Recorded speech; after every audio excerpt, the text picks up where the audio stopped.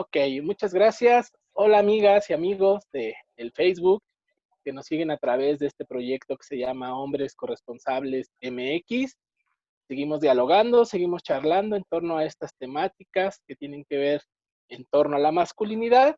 Y el día de hoy invité a una amiga, a una activista, a una feminista y a una psicóloga que nos platique un poquito sobre la experiencia que ella tiene en torno a estas temáticas sobre violencia de género. Sobre todo esta plática pues es provocadora porque precisamente el día de ayer se celebró Día del Hombre. Yo no sé si hay que celebrar, conmemorar o atraer a colisión siempre algunos datos que nos puedan decir si en verdad hay que reflexionar sobre nosotros los varones y sobre todo sobre el tema de violencia. Ella es Gloria Contreras Jiménez, a quien saludo. ¿Cómo estás?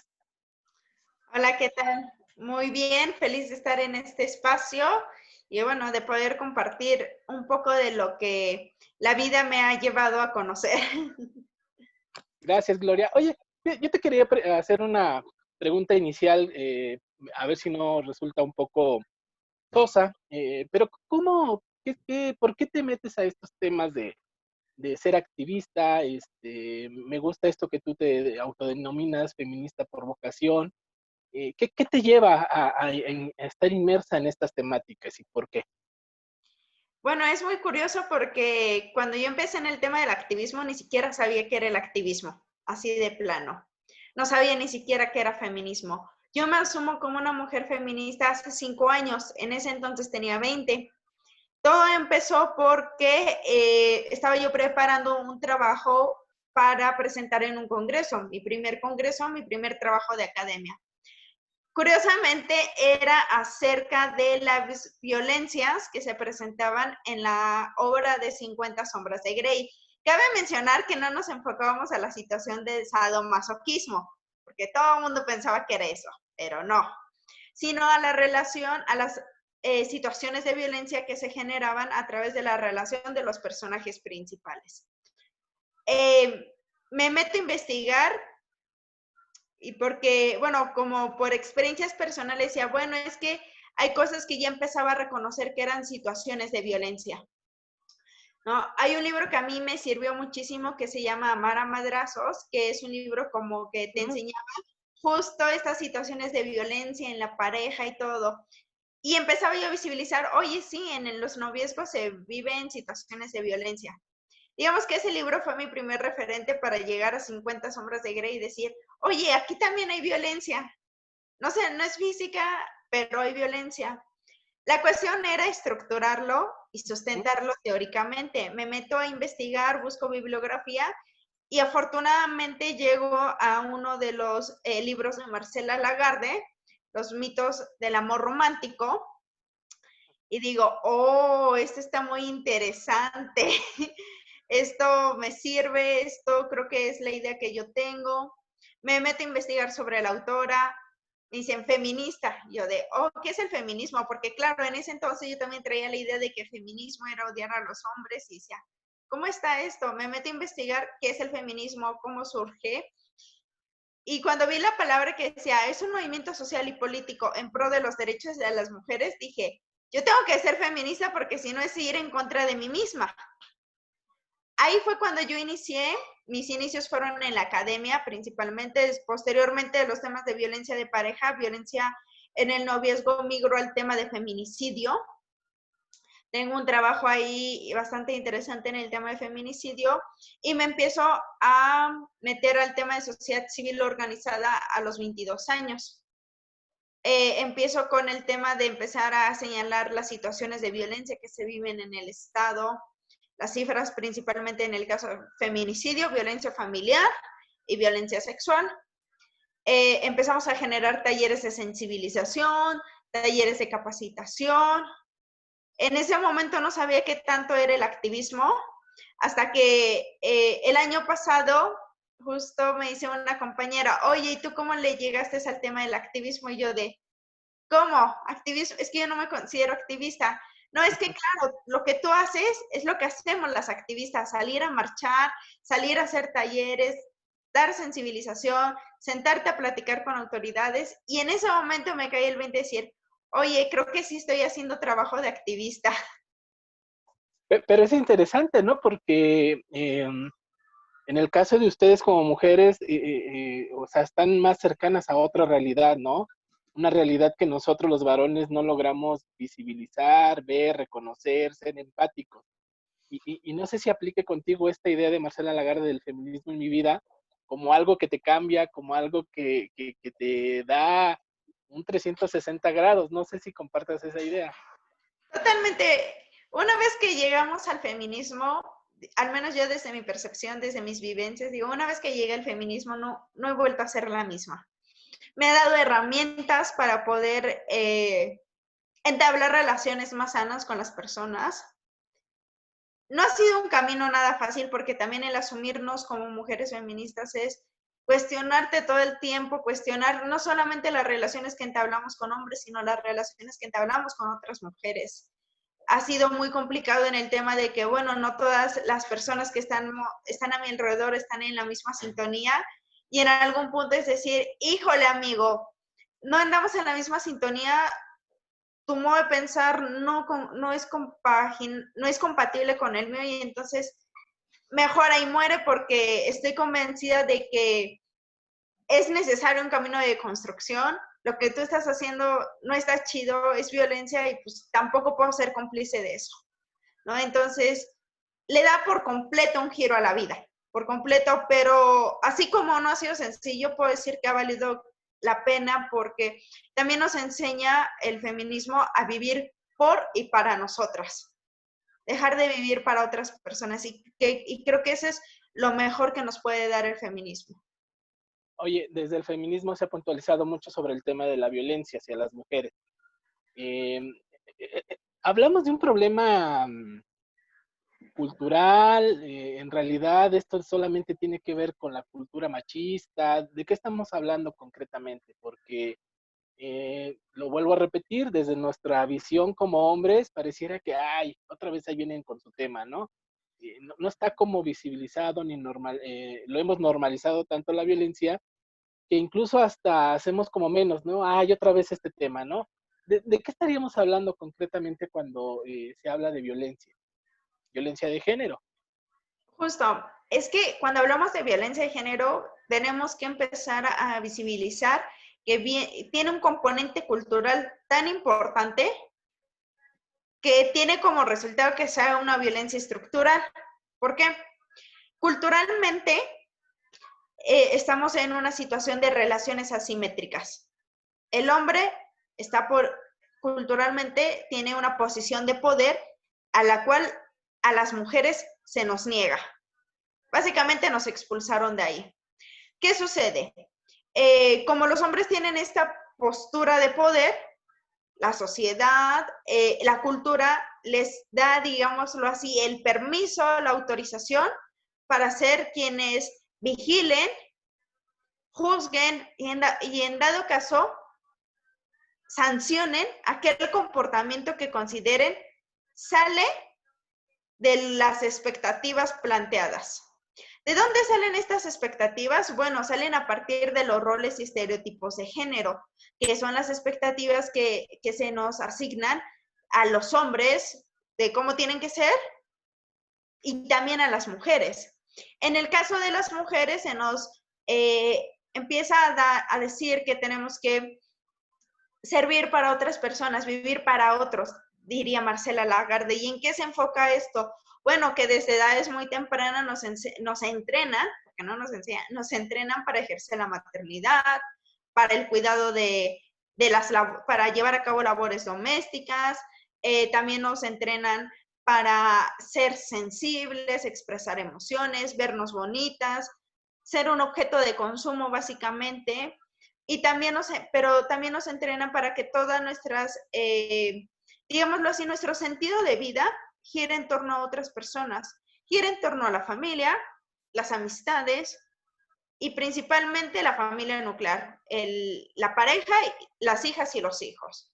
Cuando algo, digámoslo así, los hombres dicen, es que no se está portando bien o no está siendo una buena mujer, es porque entonces estamos saliendo de alguna forma de estas expectativas que se nos plantean.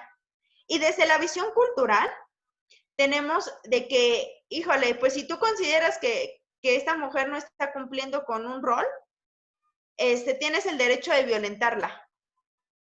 Y se justifica, y lo podemos ver desde ejemplos en el espacio privado, por ejemplo, cuando nos dicen, queremos ir a poner una denuncia, por ejemplo, sobre todo en zonas rurales, que son zonas donde todavía están muy arraigados los usos y costumbres, y el síndico termina diciendo, ay señora, ¿para qué lo hace enojar ahora que le hizo? ¿No? O los vecinos, las vecinas, los mismos familiares dicen, es que de seguro está ahí porque le gusta que le peguen, porque le gusta que la maltrate. Es que te tienes que quedar ahí en esa zona de violencia porque tienes que pensar en el bienestar de tus hijos e hijas. Es que de seguro hizo algo que molestara para, y que tuvo como resultado que le pegara, que la llamara de tal forma. Eso en el espacio privado. Pasamos al espacio público y, híjole, por ejemplo, las situaciones de violencia sexuales es, pues, tantito nos salimos de, bueno, desde la forma en cómo nos vestimos, incluso la forma de nuestros cuerpos, y dicen, es que para qué andan altas horas de la noche solas, es que para qué andan en bares, en antros, por qué se visten de esa manera o de la otra. Pero ese discurso lo que hace es justificar, desplaza la responsabilidad porque culturalmente pues la responsabilidad siempre recae en nosotras. Nosotras siempre hacemos algo para provocarlo. Y no recae en quien lleva a cabo esa violencia porque entonces esa violencia es permitida, es aceptada y tiene que ver con que, bueno, una serie de creencias bien arraigadas a que tenemos que estar en casa cumpliendo cabalmente nuestros roles de ama de casa, de madre, de esposas, y si no los cumplimos, pues merecemos ese castigo, ¿no? Y esto se ha convertido no solamente en algo personal o una violencia directa, sino cuando hablamos de una violencia estructural es porque ya están inmersas también las instituciones, como lo ejemplificaba hace un rato, y la misma sociedad. Y entonces no solamente se vive un proceso de violencia, sino que se viven 3, 4 procesos de violencia, incluso de manera simultánea, y que están basados mucho en estas creencias. Hay una sumatoria de violencias. Yo hacía una revisión de datos sobre el tema de la violencia y yo decía, es que si es una cuestión cultural, pues yo no sé qué tanto tendríamos que revisar la cultura y todo lo que emerge. Por ejemplo, 10 feminicidios al día tiene que ver solamente con una cuestión cultural. Que todavía en este país las mujeres tengan que pedir permiso a los hombres para salir de casa, o sea, tiene que ver con lo cultural, bueno. Que las mujeres sigan siendo las principales responsables del tema del cuidado y la crianza y que a su vez dediquen 3 veces más de su tiempo con relación a los hombres, tendrá solamente que ver con una cuestión cultural, que en este país seamos el principal consumidor de pornografía, ¿no? Me deja ahí como ver si tiene que ver con estas cuestiones. Que también este país tenga un alto índice de embarazo adolescente en donde no se le educa a los hombres para hacerse responsables. O sea, creo que es un problema más complejo, ¿no? Multifactorial, no sé cómo poderlo decir en este momento, pero hay muchas aristas, ¿no? De donde tenemos que revisar esta cuestión de la violencia. ¿Compartes el mismo diagnóstico? ¿Tienes otro o es el escenario es más aterrador? No, compartimos el mismo diagnóstico. Realmente la violencia está tan arraigada por múltiples factores. Tan es así que cuando las mujeres decimos, oye, esto es violencia, todo el mundo salta y dice, no, espérate, están exagerando, esto no es violencia. Ese es uno de los primeros indicadores que tenemos, ¿no? La violencia está tan arraigada, pero principalmente creo que tiene que ver con procesos no solamente de interacción, sino también procesos históricos, procesos políticos, una serie de procesos que no nos han permitido como tal ir avanzando a disminuir estas situaciones de violencia de género. Lamentablemente, cuando hablamos de violencia de género, existe todavía muchísima resistencia a hablarlo, a plantearlo, a decir, ¿qué onda? ¿Qué está pasando? Porque claro, en nuestro país pareciera que aquel hombre que comete un feminicidio es similar a una persona con un problema psiquiátrico como el famoso monstruo de Catepec, ¿no?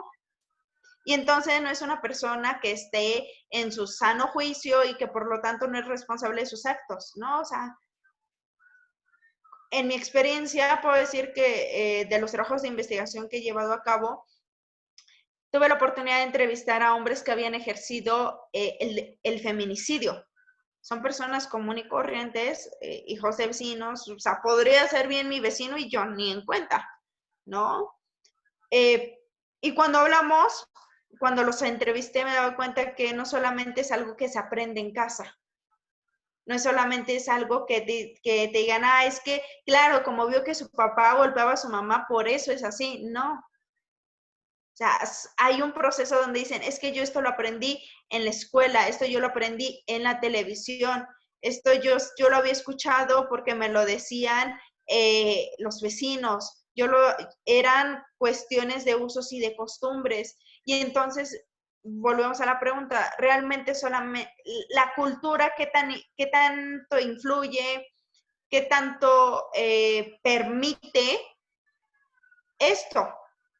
Y no diría que solamente es la cultura, sino también son todos estos procesos sociales, históricos, políticos e incluso económicos que configuran de tal manera que el machismo haya existido durante siglos hasta la actualidad. Y no solamente que exista, sino que se vaya transformando y adaptando a formas más socialmente aceptadas para poder sobrevivir. Por eso es tan complicado el desestructurarlo. Por eso a las compañeras feministas nos ha llevado, por lo menos desde que se tiene una memoria histórica o un recuento histórico documentado, al menos casi 2 siglos, poder venir luchando por esta parte del reconocimiento de nuestros derechos. Porque claro, desde una visión patriarcal, desde una visión machista, las mujeres no tenemos por qué ser sujetas de derechos, ¿no? Y entonces aquí es cuando vemos de, oye, no solamente es la cultura, no solamente son los usos y costumbres, no solamente es esto, sino se ha ido alargando y estructurando tanto que hoy en día tenemos las cifras que tenemos. E incluso en su tiempo Marcela Lagarde y Julia Monarrez decían, el tema de los feminicidios lo podemos incluso visualizar como una resistencia del sistema patriarcal a los avances de las mujeres en pro de sus derechos. Porque claro, a las mujeres cada vez estamos saliendo más de esos roles y de esos estereotipos de género. Vamos teniendo presencia en ámbitos que son estereotipados como masculinos. Y entonces la violencia es una forma de resistencia, de mandar un mensaje para todas, y eso nos da también un diagnóstico de que es algo que si está sucediendo, difícilmente va a disminuir con castigos punitivos. Al contrario, va a ir aumentando y se va a convertir en la emergencia nacional que ya estamos viendo. Pero oye, Gloria, hay un dato interesante que está en el tema de los feminicidios. El 95% de los feminicidios quedan impunes. Ah, no, claro. O sea, cuando hablamos del tema del feminicidio como la expresión más visceral de esta violencia, pero a su vez vemos que el 95% de los feminicidios son impunes, y que los principales victimarios son las parejas, exparejas, novios, amantes, etcétera, etcétera, etcétera, pero nos enfrentamos a unas instituciones que lo primero que dicen, como tú señalas, es que usted lo provocó, usted iba vestida así, ¿por qué tenía esos tatuajes? Es que andaba sola de noche, o sea, Ahora vamos con las instituciones. Al final de cuentas, esto todo tiene que cambiar, si no, el feminicidio seguirá en aumento. Yo siempre lo he dicho, mientras no haya sanciones ejemplares, difícilmente el feminicidio lo vamos a poder frenar. La otra es que nosotros los varones empecemos a reeducarnos, pero estamos también con un tema de instituciones, de ministerios públicos, la revictimización, todo el tema que está detrás de que, ay, se lo merecía por ir vestida así. O sea, es un problema muy, muy, muy cabrón en ese sentido. Es bastante fuerte porque no solamente tenemos un problema en las sentencias ejecutorias de los delitos de feminicidio.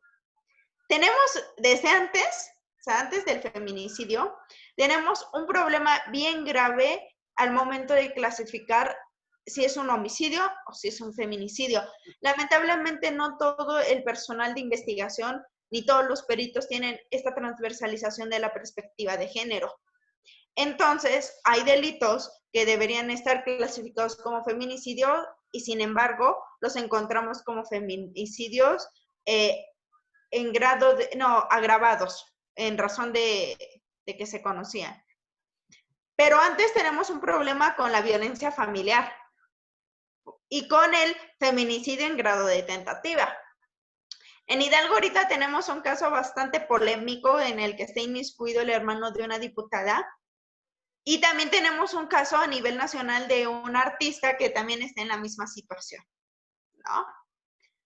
Y entonces tenemos que ahí las personas que son procuradoras de justicia dicen, ah, claro, como tuviste la oportunidad de golpearlo y salir corriendo, no es feminicidio en grado de tentativa, es violencia familiar, y entonces violencia familiar no es un delito grave. O dicen, no, claro, como tus lesiones no tardan menos de un mes en sanar y no te alcanzó a estrangular, claro, no es un feminicidio en grado de tentativa, no tenía la intención de matarte, tal vez de golpearte, pero no de matarte.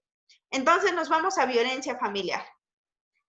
Ok, bajamos a violencia familiar y tenemos la gran sorpresa de que en México violencia familiar no es un delito grave. No es un delito que tenga como especificación que tenga una pena privativa de libertad, al menos durante el proceso de investigación. Y esto de que nos habla de que, híjole, se minimiza y se invisibiliza tanto la violencia hacia las mujeres. Y no solamente partiría desde la parte de ministerios públicos o de peritos, ni siquiera de los propios fiscales, sino también me iría a ver a los actuarios, a los jueces, magistrados, que emiten este tipo de resoluciones que nos dejan en un tema de impunidad bastante doloroso, que pone a las mujeres en mayor situación de vulnerabilidad, algo que hemos venido peleando y remarcando, es decir, ¿con qué trabajo la mujer salió de su casa y vino a denunciar? ¿Con qué trabajo vino y dijo, tómenme las fotos, o sea, porque son exámenes muy invasivos y no solamente es invasivos físicamente, sino también invasivos a nivel emocional? Y entonces salen con que, híjole señora, pues sus lesiones no alcanza y entonces el señor va a quedar libre y usted tiene que buscar a dónde irse a proteger. Oye, espérate tantito. En dado caso, hay mujeres que hasta no dicen, ¿para qué lo denuncio si al rato lo van a dejar libre y me va a ir peor? ¿No? Y entonces hablamos de que se ponen en riesgo la vida de las mujeres, muchas de ellas que tienen hijos, hijas, y hablamos de que esto nos envía el mensaje para muchísimas mujeres de que el sistema penal es patriarcal, de que las y los procuradores de justicia tienen esta mirada tan machista que pareciera que la vida de las mujeres no tiene un valor, o que hasta que no estemos muertas, no lo van a considerar como algo grave, ¿no? Y eso también nos habla de una desconfianza hacia el sistema penal, Y eso también nos da una cifra negra increíblemente, porque claro, muchas mujeres prefieren salir de sus casas sin denunciar, pero salir y sobrevivir. Pero ojo, la situación de violencia no termina ahí, porque claro, el señor tenía a esta pareja que violentaba, se salió, ella logró, digámoslo así, de alguna manera romper con el ciclo de la violencia, pero va a encontrar a otra persona, a otra mujer, y lo va a seguir repitiendo. Y algo que identificaba yo en este tema de investigación con hombres que ejercían el feminicidio es que todos habían ejercido violencia hacia sus parejas. Y decíamos, bueno, es que aquí en el último caso no había tanto, bueno, no se había iniciado tal cual el ciclo de violencia como desde los micromachismos hasta el feminicidio, sino que prácticamente inició y culminó en las máximas expresiones. Pero si veíamos su historial, claro, los ciclos de violencia empezaban desde muchísimo tiempo atrás y venían evolucionando al punto que terminó en un feminicidio, ¿no? Y el hecho de, y muchos dicen, es que ¿por qué las mujeres no denuncian? ¿Por qué no ponen ahí una queja o al menos un antecedente? Son procesos bien complicados, muy invasivos, donde no se tiene una certeza de resolución a favor y donde en este caso pues velamos por la integridad de esa mujer en específico. Se vela por ella. Quisiéramos poder velar por las demás, pero tampoco nos alcanza el tiempo y el esfuerzo para hacerlo. A veces las mujeres no tienen una estructura, más bien, no es que una estructura de red de apoyo. A veces emocionalmente están tan afectadas que en ese momento no pueden poner una denuncia. Y para acabarla, en nuestro sistema penal, si no llevas un golpe, entonces no hay violencia. Si no llevas una huella física muy fuerte, no es violencia. Y entonces cuando ellos se están reponiendo y se sienten con la fortaleza emocional para ir a denunciar, híjole, es que ya no hay pruebas. Pero además, no hay garantía. Es decir, puedes llevar el golpe, puedes llevar el rasguñón, el navajazo, lo que sea, y a lo mejor se te va a cuestionar, te lo hiciste accidentalmente, porque el sistema está hecho para dudar, ¿no? Claro. Y decías tú, a lo mejor muertas, yo también dudaría si a lo mejor muertas, porque hemos visto que mueren y ni Y ni así. justicia y ni así son consideradas, ¿no? Es lamentable este sistema judicial, esta falta de incorporación de la perspectiva de género en los procesos, la falta de sensibilización, aunque haya mucho avance en términos legales, aunque tengamos leyes innovadoras, está faltando, ¿no? Todavía como ese último empujón y sobre todo la voluntad del servidor público por modificar, cambiar, hacer procesos muy transparentes, está faltando todavía en ese sentido. Totalmente, falta bastante, falta demasiado, diría yo, porque aparte algo que sale a relucir es que estamos haciendo una colección de leyes y se ven bien bonitas en un papel, pero ejecutarlas, las y los ministerios públicos ni siquiera saben qué es, muchas veces que la perspectiva de género no la saben ejecutar, o la saben ejecutar ellos, pero al momento que llega con los jueces, con los magistrados, ellos no cuentan con esa sensibilidad y entonces el camino se va perdiendo, el esfuerzo y sobre todo el sentido de justicia que debería de haber hacia las mujeres. Eso se está perdiendo bastante. Yo no he visto que a las personas que a los hombres que asaltan les cuestionen, ¿por qué llevaba el celular en la mano? ¿Por qué iba caminando ahí? Claro, de seguro sacó el celular y usted provocó que lo asaltaran. No lo hemos visto. Y esa es una clara muestra de la falta de sensibilidad que hay hacia las mujeres que están siendo víctimas de violencia. Oye, Gloria, otro aspecto más de esto que te quería preguntar. ¿Qué entendemos por feminicidio en términos conceptuales? ¿Es el asesinato solamente de una mujer? ¿Qué hay detrás de un asesinato de una mujer? Bueno, el término feminicidio lo voy a explicar en dos sentidos. El primero es el sentido que le da Marcela Lagarde en el año 94, si no mal recuerdo, en el cual ella hace la traducción de femicide a feminicidio, recordando que en la versión latina el término es femicidio.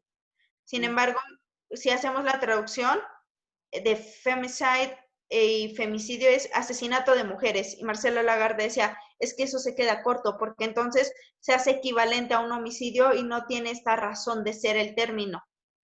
Entonces Marcela Lagarde dice, hay que construir un término que visibilice la situación que viven las mujeres de manera estructural. Y entonces el término feminicidio no solamente hace relación a la víctima y al victimario, porque muchas veces tienen una relación, ¿no? O son parejas, exparejas, que aquí en México es lo que más abunda en el tema de feminicidio, o son personas conocidas o algunos otros familiares, sino que también aborda toda esta estructura social y cultural que fomenta, promueve y deja impune a la violencia hacia las mujeres.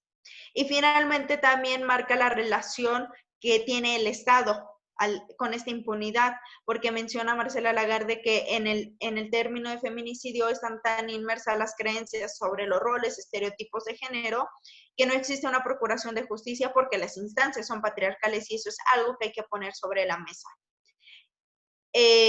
Entonces, podríamos decir que el feminicidio es el asesinato de una mujer cuando se considera que no cumple con los roles y estereotipos de género y que genera toda una situación de violencia estructural e impunidad durante y después de su vida, durante su vida y después de que son asesinadas. En el término penal, en el estado de Hidalgo, el Código Penal del Estado de Hidalgo nos menciona que para comprobar un feminicidio se necesitan 3 características. El primero es que exista una relación entre la víctima y el victimario. La segunda característica es que presente signos de violencia sexual. Y la tercera es que el cuerpo se haya dejado en una zona visible en vía pública. El mayor problema que tenemos es en la segunda parte, en el segundo inciso, porque violencia sexual lo consideran solamente como violación, cuando existen muchísimas prácticas que caen dentro de la situación, más bien de la categoría de violencia sexual y pasan desapercibidas, y cuando queremos clasificar el delito como feminicidio, nos los rebota. Oye, también muchos de los feminicidios pueden originarse en casa, pero terminan los cuerpos en la vía pública. O sea, sí es esta lógica o tiene otro sentido el que se expongan los cuerpos en vía pública. En primera instancia se decía que era solamente en vía pública por lo que habíamos estado viendo en Ciudad Juárez y aquí en Hidalgo en la zona de Tula, de que los cuerpos aparecían en parajes, semidesnudos, con signos de violencia. Cuando vamos adentrándonos más en el tema, vemos que los feminicidios también se cometen en casa y son más los feminicidios que se cometen en casa que los que se están viviendo allá afuera. Y entonces hay necesariamente que hacer una modificación a los artículos del Código Penal para hacer esas especificaciones, pero en la mayoría de los casos se ha logrado, digámoslo así, poder vincular a través de la relación que existe entre la víctima y el victimario, porque por lo regular son sus parejas o exparejas. Ok, perfecto. Oye, ya nada más por último, me quedan 3 minutos para ir cerrando. De nuestra parte, ¿qué tendríamos que empezar a trabajar? Y no es que nos vengan a dar a ustedes la receta, sino más bien, ¿qué nos compete? ¿Es solamente empatía, escuchar, sensibilizarnos, trabajar sobre nuestras violencias o por dónde habría que apuntar? Híjole, es un trabajo bien complicado, bien complejo el que se necesita, pero bueno, digamos que al menos para iniciar sí necesitamos empezar a que reconozcan las violencias que ejercen, porque el hecho de poderlas reconocer nos va a permitir después analizar el impacto que tienen en las personas que reciben esa violencia. Y también que empiecen a generar estrategias para poderse comunicar y entablar relaciones sin llegar a la violencia. Algo que sí considero es que el modelo de masculinidad patriarcal Algo que fomenta es un hombre fuerte que solamente se va a conducir a partir de la violencia, porque no se generan habilidades de empatía, porque no se generan habilidades de comunicación y porque no se generan estas habilidades de autoconocimiento. Y entonces creo que yo le apuesto mucho a esa parte, empezar a hacer una autorreflexión. Es un trabajo bien complicado, porque claro, a nadie le gusta reconocer que ha ejercido violencia. Y aparte, yo he escuchado, por ejemplo, en grupos de hombres que necesitamos voluntad. Yo no sé si con la simple voluntad se pueda solucionar esto, dada la gravedad en la que nos encontramos, pero bueno, por algo tenemos que empezar también. Claro, si no se empieza, esto no va a cambiar. Forzosamente se tienen que incorporar a los hombres. Perfecto. Pues yo te agradezco, Gloria. Ha sido una charla rica. Compartir tu experiencia sobre este tema es algo que se agradece, sobre todo porque pocos incluso sabemos sobre esto, ¿no? Escuchamos el feminicidio, la violencia, pero como varones y en esta lógica patriarcal tampoco nos informamos. Y el que nos hayas compartido esta información me parece muy relevante y en verdad te lo agradezco. No, te agradezco a ti la invitación para poder compartir este espacio. Perfecto. Pues muchas gracias, amigas. Espero que les haya gustado esta charla. Espero que se sientan interpelados o por lo menos les haya generado alguna reflexión en torno a esta temática que estamos abordando el día de hoy. Y de antemano, muchas gracias, Gloria. Que estés bien. Gracias.